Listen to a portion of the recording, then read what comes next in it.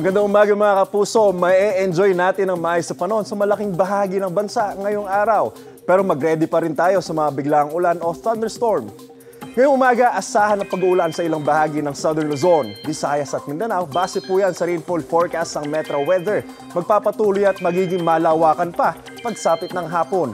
Posible ang heavy rain sa ilang lugar kaya dapat maging alerto mula sa banta ng baha o kaya naman ng landslide.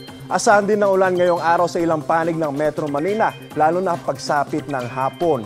Ayon naman sa Pag-asa, hanging habagat pa rin ang patuloy na umiiral at nakakaapekto sa Southern Luzon, Visayas at Mindanao.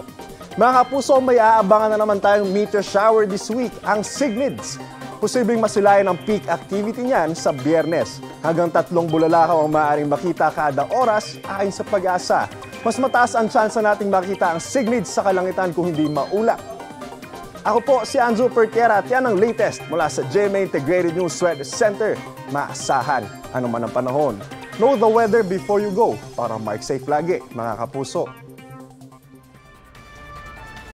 Mga kapuso, para una ka sa mga balita, mag-subscribe sa GMA Integrated News sa YouTube. Sa mga kapuso abroad, subaybayan niyo po kami sa GMA Pinoy TV at sa www.gmanews.tv.